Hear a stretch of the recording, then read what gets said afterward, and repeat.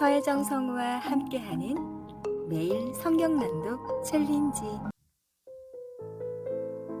창세기 38장. 유다와 다말.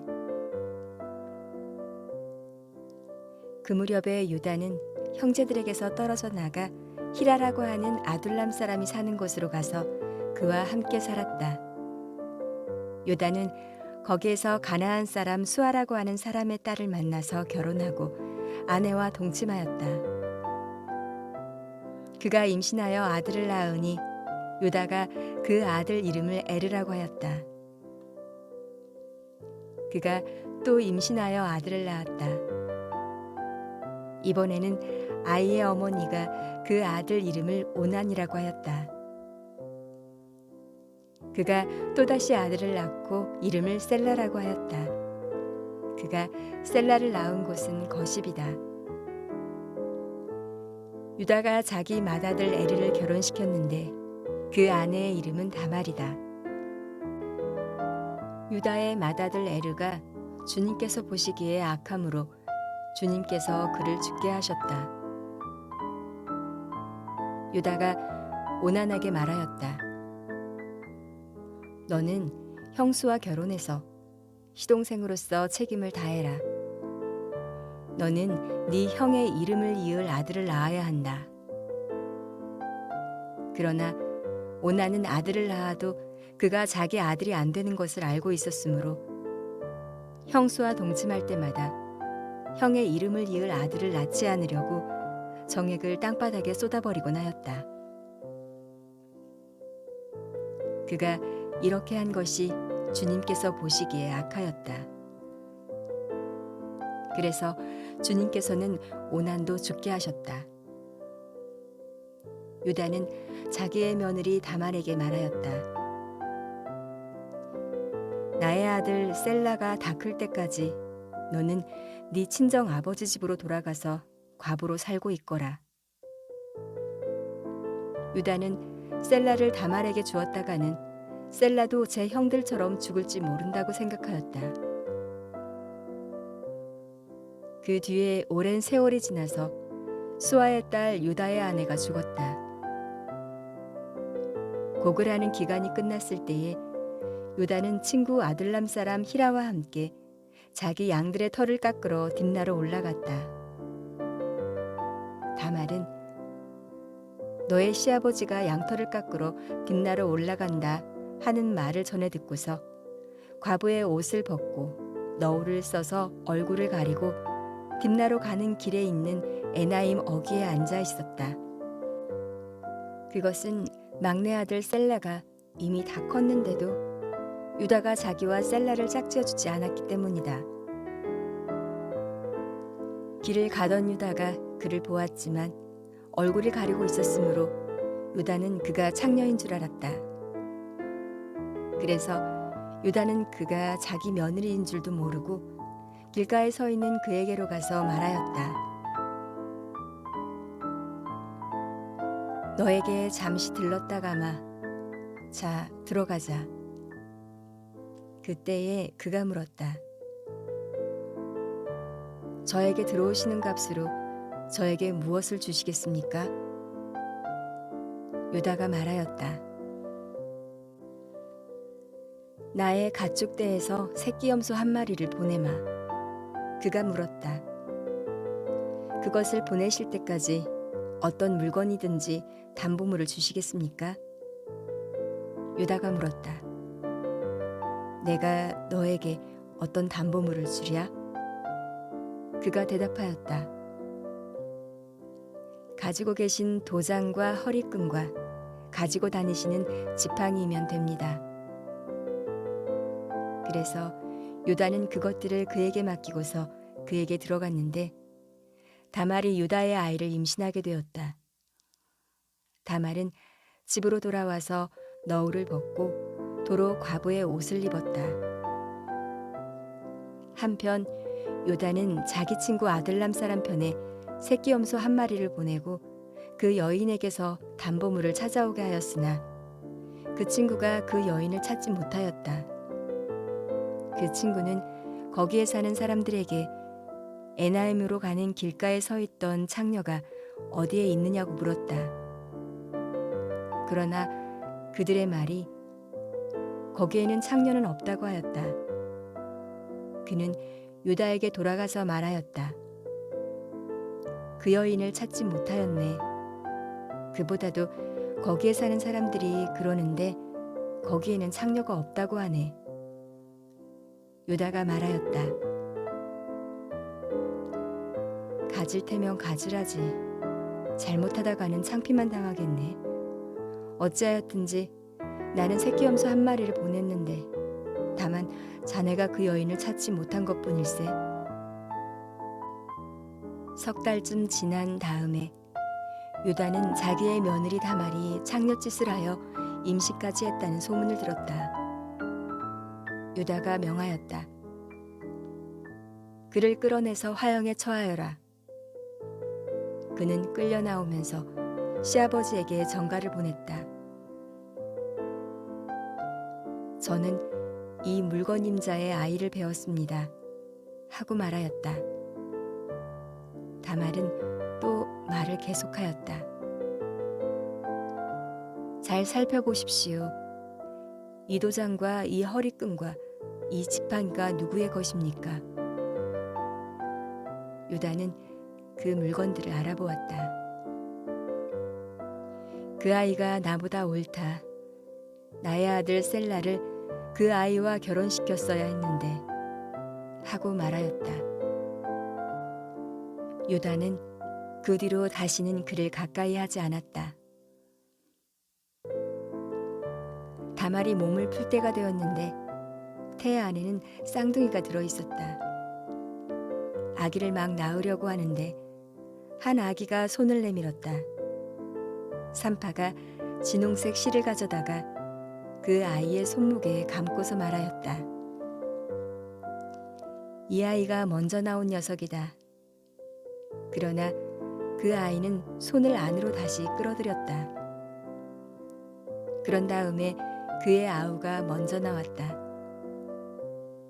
산파가 어찌하여 내가 터뜨리고 나오느냐 하고 말하였다. 그래서 이 아이 이름을 베레스라 하고 그의 형 곧 진홍색 실로 손목이 묶인 아이가 뒤에 나오니 아이 이름을 세라라고 하였다.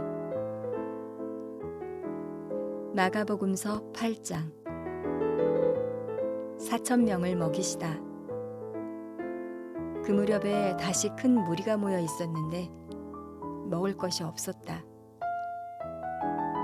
예수께서 제자들을 가까이 불러놓고 말씀하셨다.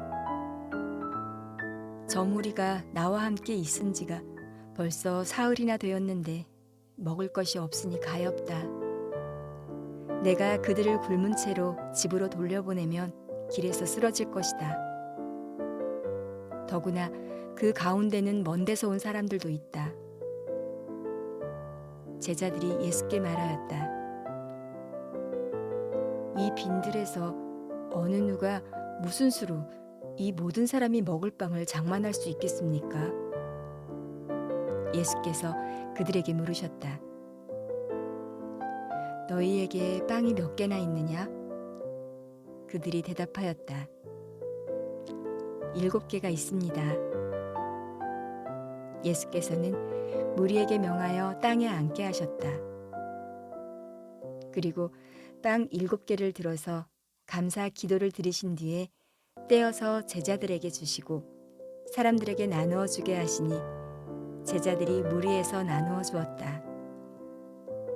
또 그들에게는 작은 물고기가 몇 마리 있었는데 예수께서 그것을 축복하신 뒤에 그것도 사람들에게 나누어 주게 하셨다. 그리하여 사람들이 배불리 먹었으며 남은 부스러기를 주워 모으니 7 광주리에 가득 찼다. 사람은 4,000명쯤이었다. 예수께서는 그들을 헤쳐 보내셨다. 그리고 곧 제자들과 함께 배에 올라 달마누다 지방으로 가셨다. 표징을 거절하시다. 바리새파 사람들이 나와서는 예수에게 시비를 걸기 시작하였다. 그들은 예수를 시험하느라고 그에게 하늘로부터 내리는 표징을 요구하였다. 예수께서는 마음속으로 깊이 탄식하시고서 말씀하셨다. 어찌하여 이 세대가 표징을 요구하는가? 내가 진정으로 너희에게 말한다. 이 세대는 아무 표징도 받지 못할 것이다. 그리고 예수께서는 그들을 떠나 다시 배를 타고 건너편으로 가셨다. 바리새파 사람들과 헤롯의 누룩. 제자들이 빵을 가져오는 것을 잊었다. 그래서 그들이 탄 배 안에는 빵이 한 개밖에 없었다. 예수께서 제자들에게 경고하여 말씀하셨다. 너희는 주의하여라. 바리새파 사람의 누룩과 헤롯의 누룩을 조심하여라. 제자들은 서로 수군거리기를 우리에게 빵이 없어서 그러시는가 보다 하였다. 예수께서 이것을 하시고 말씀하셨다. 어찌하여 너희는 빵이 없는 것을 두고 수군거리느냐? 아직도 알지 못하고 깨닫지 못하느냐? 너희의 마음이 그렇게도 무디어 있느냐? 너희는 눈이 있어도 보지 못하고 귀가 있어도 듣지 못하느냐? 기억하지 못하느냐? 내가 빵 5개를 5,000명에게 떼어주었을 때에 너희는 남은 빵 부스러기를 몇 광줄이나 가득 거두었느냐? 그들이 그에게 대답하였다. 12광줄이입니다. 남은 부스러기를 몇 광줄이나 가득 거두었느냐? 그들이 대답하였다. 7광줄이입니다. 예수께서 그들에게 말씀하셨다. 너희가 아직도 깨닫지 못하느냐? 벳세다의 눈먼 사람을 고치시다. 그리고 그들은 벳세다로 갔다.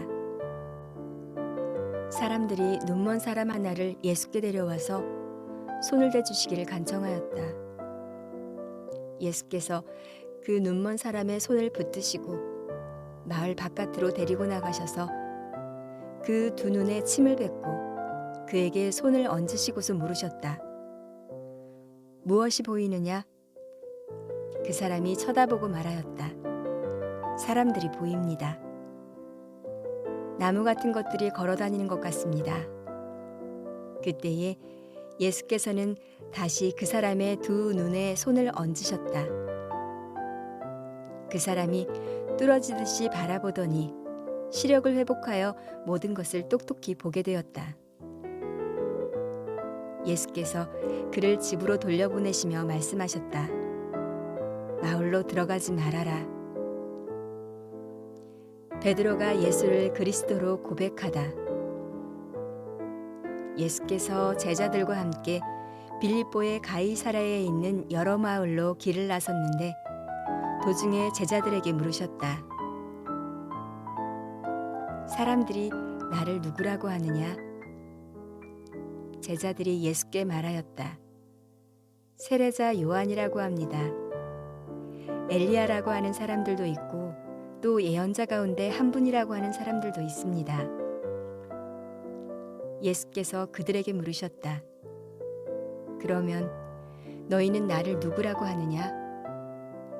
베드로가 예수께 대답하였다. 선생님은 그리스도이십니다.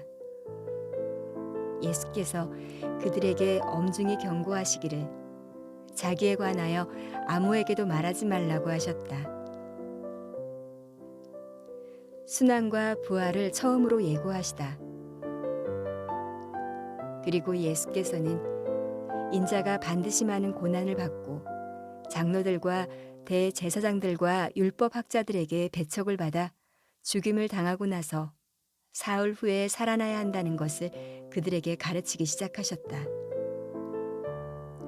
예수께서 드러내놓고 이 말씀을 하시니 베드로가 예수를 바싹 잡아당기고 그에게 항의하였다. 그러나 예수께서는 돌아서서 제자들을 보시고 베드로를 꾸짖어 말씀하셨다. 사탄아, 내 뒤로 물러가라. 너는 하나님의 일을 생각하지 않고 사람의 일만 생각하는구나. 그리고 예수께서 제자들과 함께 무리를 불러놓고 그들에게 말씀하셨다. 나를 따라오려고 하는 사람은 자기를 부인하고 자기 십자가를 지고 나를 따라오너라. 누구든지 제 목숨을 구하고자 하는 사람은 잃을 것이요 누구든지 나와 복음을 위하여 제 목숨을 잃는 사람은 구할 것이다. 사람이 온 세상을 얻고도 제 목숨을 잃으면 무슨 이득이 있겠느냐. 사람이 제 목숨을 되찾는 대가로 무엇을 내놓겠느냐. 음란하고 죄가 많은 이 시대에서 누구든지 나와 내 말을 부끄럽게 여기면 인자도 자기 아버지의 영광에 쌓여 거룩한 천사들을 거느리고 올 때에 그를 부끄럽게 여길 것이다. 욥기 4장. 엘리바스의 첫 번째 발언. 대만 사람 엘리바스가 대답하였다. 누가 내게 말을 걸면 너는 짜증스럽겠지. 말을 하지 않으려고 했지만 참을 수가 없다. 생각해 보아라. 너도 전에 많은 사람을 가르치기도 하고 힘없는 자들의 두 팔을 굳세게 붙들어 주기도 했으며 쓰러지는 이들을 격려하여 일어나게도 하고 힘이 빠진 이들의 무릎을 굳게 붙들어 주기도 했다. 이제 이 일을 정작 내가 당하니까 너는 짜증스러워하고 이 일이 정작 내가 닥치니까 낙담하는구나. 하나님을 경외하는 것이 네 믿음이고 온전한 길을 걷는 것이 네 희망이 아니냐? 잘 생각해 보아라. 죄 없는 사람이 망한 일이 있더냐? 정직한 사람이 멸망한 일이 있더냐? 내가 본대로는 악을 갈아 재난을 뿌리는 자는 그대로 거두더라. 모두 하나님의 입김에 쓸려가고 그의 콧김에 날려갈 것들이다. 사자의 울부짖음도 잠잠해지고 사나운 사자의 울부짖음도 그치는 날이 있다. 힘센 사자도 이빨이 부러진다. 사자도 늙어서 먹이를 잡지 못하면 어미를 따르던 새끼 사자들이 뿔뿔이 흩어진다. 한 번은 조용한 가운데 어떤 소리가 들려오는데 너무도 조용하여 겨우 알아들었다. 그 소리가 악몽처럼 나를 괴롭혔다. 두려움과 떨림이 나를 엄습하여 뼈들이 막 흔들렸다.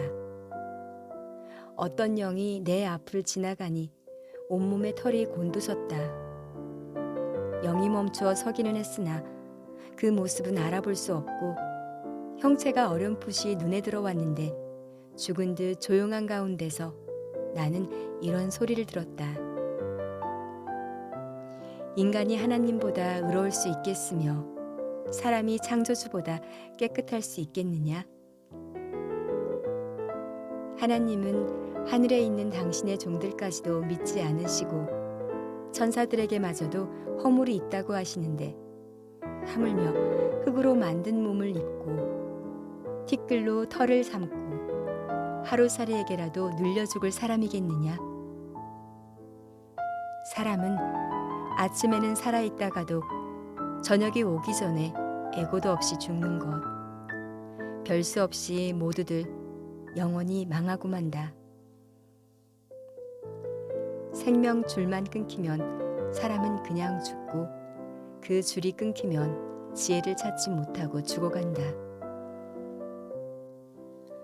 로마서 8장.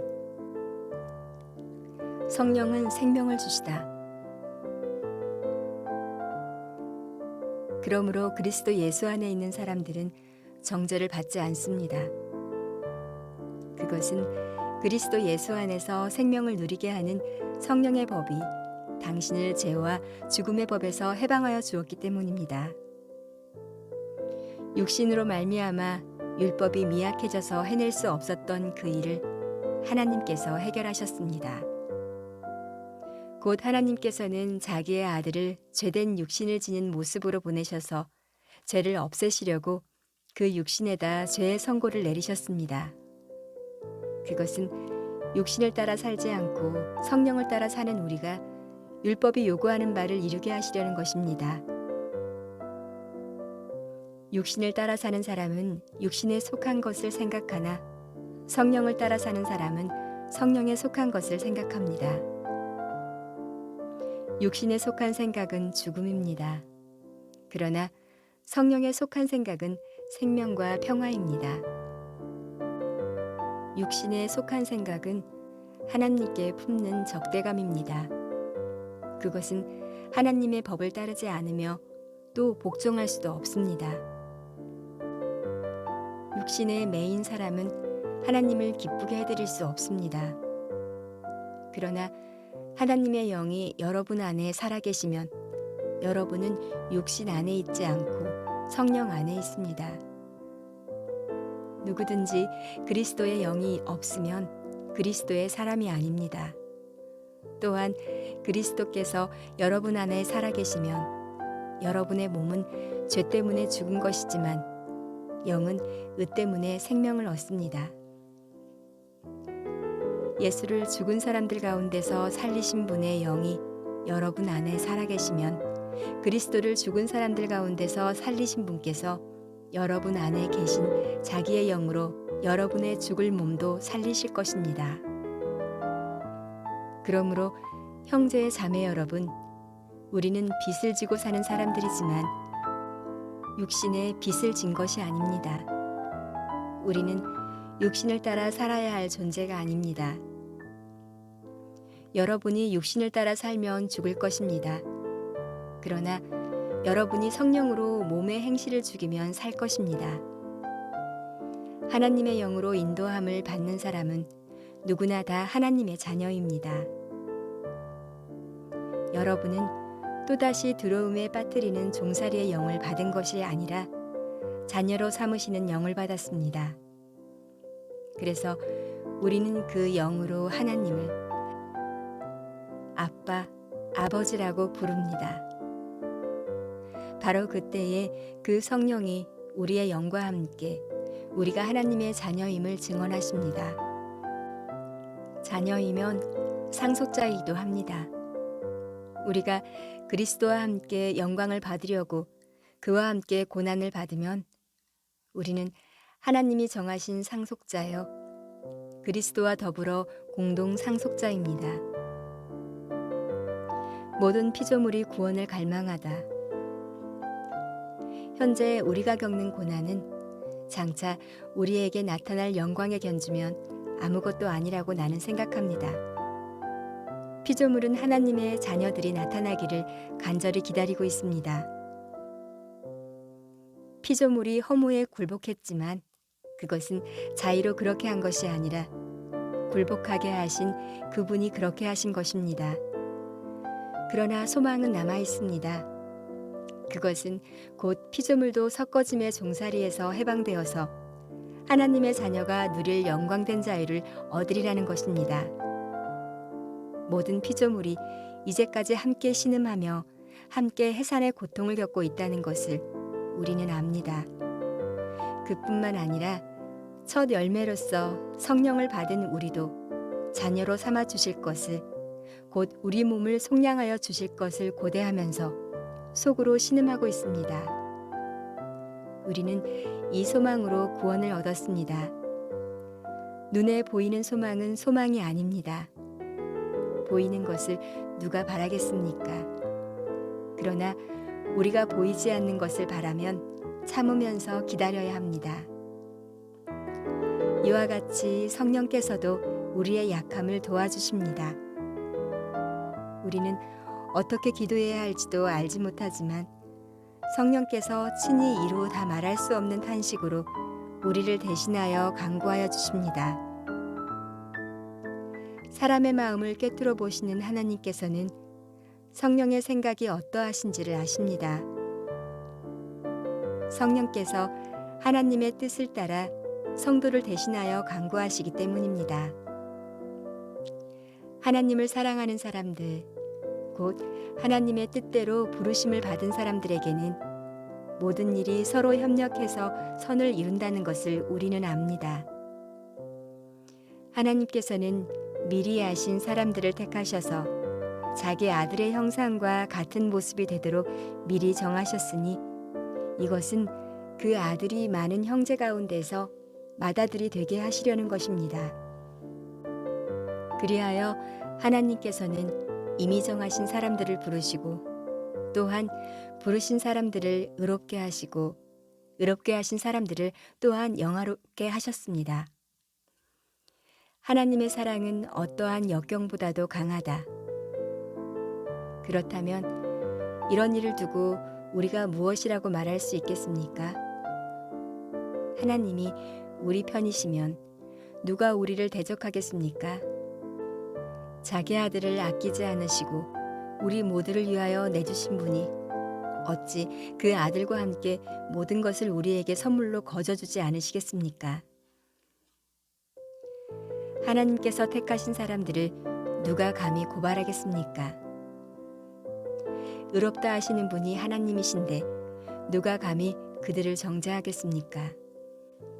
그리스도 예수는 죽으셨지만 오히려 살아나셔서 하나님의 오른쪽에 계시며 우리를 위하여 대신 간구하여 주십니다. 누가 우리를 그리스도의 사랑에서 끊을 수 있겠습니까? 환난입니까? 곤고입니까? 박해입니까? 굶주림입니까? 헐벗음입니까? 위협입니까? 또는 칼입니까? 성경에 기록한 바 우리는 종일 주님을 위하여 죽임을 당합니다. 우리는 도살당할 양과 같이 여김을 받았습니다. 한 것과 같습니다. 그러나 우리는 이 모든 일에서 우리를 사랑하여 주신 그분을 힘없어서 이기고도 남습니다. 나는 확신합니다.